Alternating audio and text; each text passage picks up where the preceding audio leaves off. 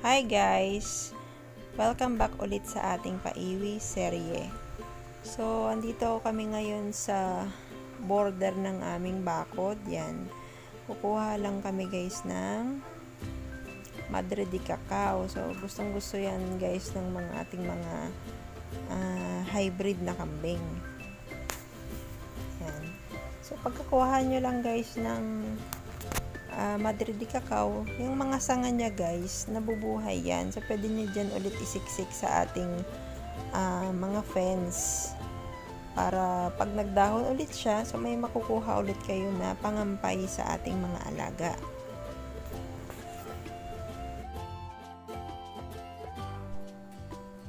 Ito naman guys, toro namin na si Thor.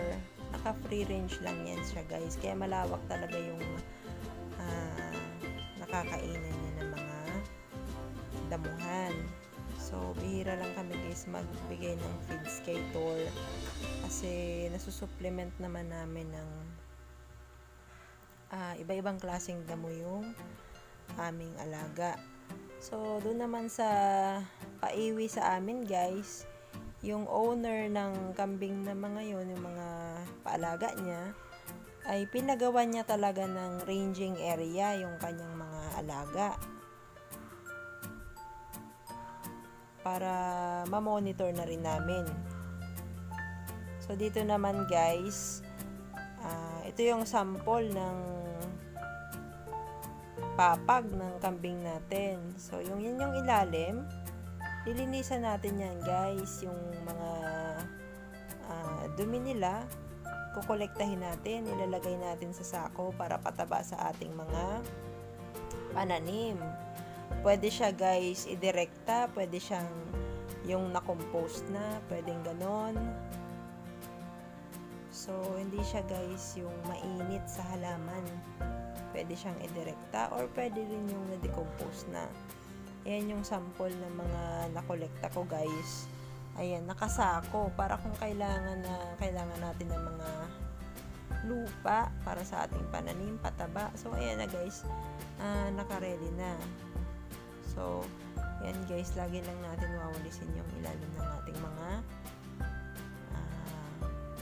kulungan ng kambing.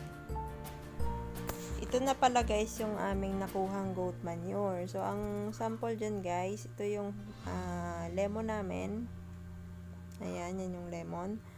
Diyan namin nilagay yung goat manure. Hindi siya guys yung mainit sa halaman. So, yan. Pwedeng nyo dyan guys idirekta or pwedeng fresh, pwedeng yung na-decompose. Ayan. So, okay na okay yan siya guys na fertilizer sa ating mga pananim.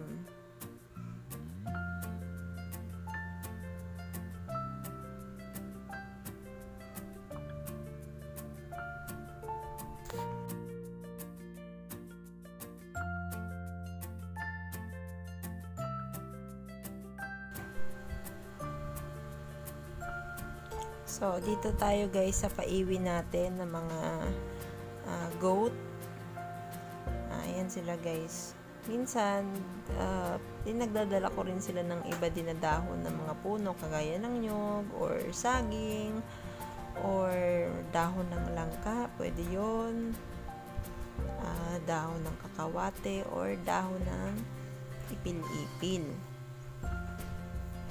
So, kung hindi sasapat guys yung damo dyan sa ranging area, meron silang alternative na pwedeng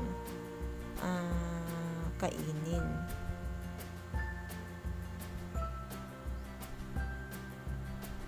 Ayan guys, ito guys yung update sa pinapagawang maternity pen / ranging area or extension.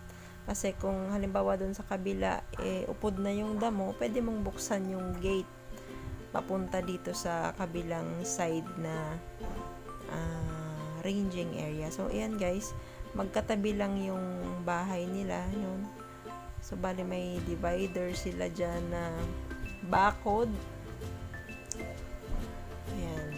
So, ito guys, pinapagawang maternity pen ay apat siya guys na kwarto para dun sa ating mga manganganak na mga kambing.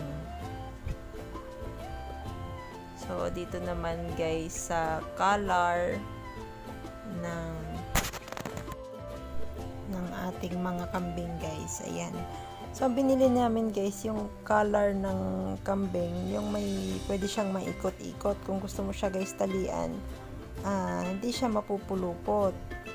So, meron mga nabibili yan guys sa mga agri-supply. Meron yung mga ganyan na color na heavy duty guys. Pwede siya guys sa mga kambing.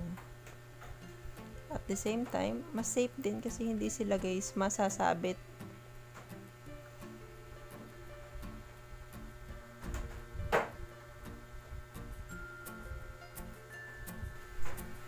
So, see you in my next vlog guys. And happy farming. Bye-bye.